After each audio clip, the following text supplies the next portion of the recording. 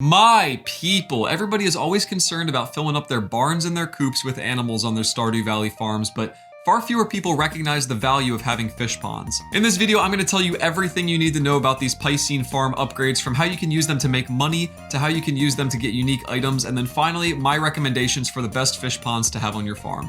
If this video is helpful and you guys want to support me, leaving a like helps it do a lot better on YouTube, and subscribing goes a long way. I'm also currently on the path to partner over on twitch.tv/unsurpassablez, so if you want to have some fun with us over there, I'd really love to have you. Let's hit the basics super quick so then we can get right into the fun stuff. Fish ponds are farm buildings constructed by Robin for 5,000 gold, 200 stone, 5 seaweed, and 5 green algae. Fish ponds can raise almost every kind of fish in the game, even the ones from crab pots, but not the legendary fish. Once you have a fish living in a fish pond, it will start producing its own type of roe, as well as a variety of other items. Roe can be put into preserves jars to make aged roe, which is worth twice as much as it was before, but the numbers you'll see in this video assume you're just selling the roe right away. After you've put your first fish into the pond, it will start reproducing, increasing the population of the pond. They'll continue to reproduce until they reach their pond's capacity, at which time they'll ask you to throw some type of item into the water, which raises the maximum population.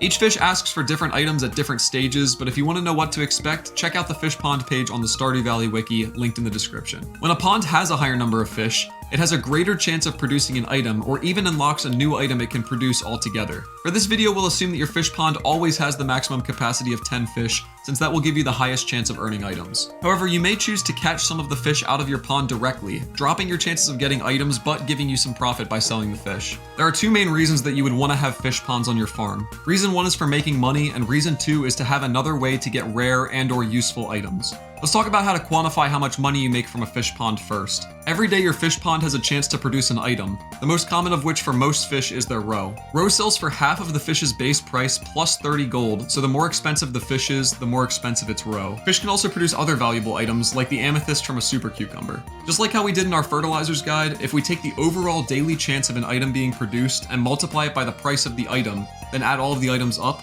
we'll get how much we can expect to make in a day. Some fish have very valuable drops, but they have a really low chance of happening, and in a lot of cases it may be tempting to look at these expensive items like the treasure chest from the spookfish and think that it's a good fish to have in your pond, but we see the treasure chest only produces about 15 gold per day on average since it's so rare. After taking this weighted average for every fish in the game, there's two that really stand out for money-making purposes: the lava eel and the blobfish. Lava eels sell for a base price of 700 gold, and as such their roe sells for 380 each. Coupled with the fact that lava eels have a chance to produce 2 or even 3 roe at a time, they come in first place in the money-making category at 475 gold per day.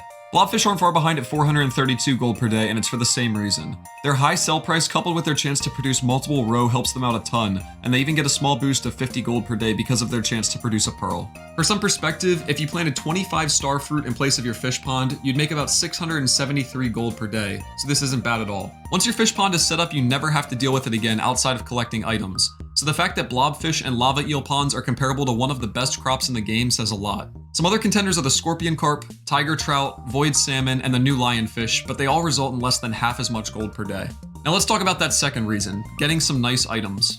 Most fish just produce their roe or other easy to obtain items, so I'll just hit the highlights here. In addition to being great moneymakers, lava eels have a 4% chance to give you 5 spicy eels, which can be really nice for trips to the skull cavern. They also pump out magma geodes on a fairly regular basis. You can get omni geodes from putting octopus into your fish pond, or you can get frozen geodes by farming an ice pip. Ice pips are also good for frozen tears, and they have a small chance at producing a diamond, just like the stonefish. Super cucumbers have a 5% chance to drop between 1 and 3 amethysts, and they also have a 5% chance to drop between 1 and 3 iridium ore. You can get both void essence and a void egg from the void salmon, go figure, and like we mentioned before, the spookfish has a really low chance of producing a treasure chest. You'll remember that blobfish have around a 2% chance of producing a pearl, but they also occasionally give you 5 warp totems to the farm. When you age most roe by putting it into a preserves jar, you'll get aged roe that's worth twice as much as before. However, when you process sturgeon roe, you get caviar, which is one of the items required for the missing bundle.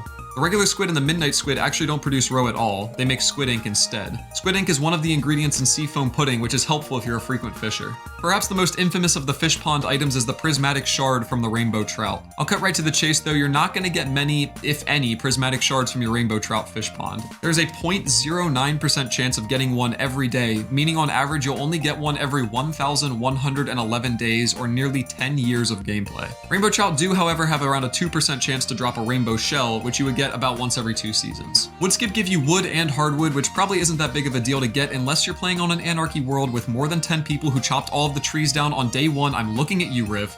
But they also give you seeds to grow each of the trees, which could be nice for endgame tree farms in the desert. Cactus seeds are produced by both the sandfish and the scorpion carp, and ghostfish can give you quartz. And if you somehow don't have enough slime from your slime hutch, then Slimejacks will give you more than you could ever want. And to close this section, I'll talk about the 3 new fish added in 1.5 since you may not know what they have on their drop tables. The blue discus has a 15% chance of dropping a banana, which is helpful if you haven't yet gotten the golden walnuts from the banana shrine. It also has a 5% chance of dropping a golden coconut, which can give you any of these cool items, including the exclusive golden helmet. The lionfish has a decent chance of giving you between 2 and 5 teratubers, but its main special drop is the tiger slime egg. There's only around a 2% chance of getting one, but if you're a slime rancher or if you just want to sell it off for a whopping 8,000, it's worth considering. And finally, the stingray drops a variety of high-value items like the magma cap, 2 to 5 cinder shards, or a battery pack.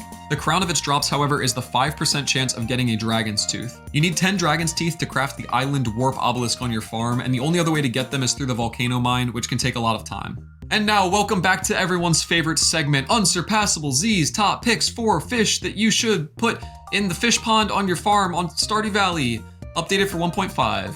Having a lava eel pond is, in my opinion, the overall best option because of the high amount of money you make as well as the convenience of having spicy eels. Blobfish are also a great option because of money making as well as the farm warp totems and pearls that it can produce. Having either the squid or the midnight squid is very convenient since it's hard to get squid ink otherwise for your seafoam puddings. The blue discus is pretty useful to have for its golden coconut drops, and it's also pretty cool to have a fish pond with one of the new 1.5 fish. But my absolute favorite fish is actually the stingray because of its dragon teeth drops. Getting 10 dragon teeth in the volcano mine can take a lot of dedicated grinding, but if you have a fish pond with a stingray, you'll slowly get the dragon teeth that you need, or at least some of them. If you're thinking about ever having an island warp obelisk on your farm, I would recommend setting up the stingray fish pond as soon as you can.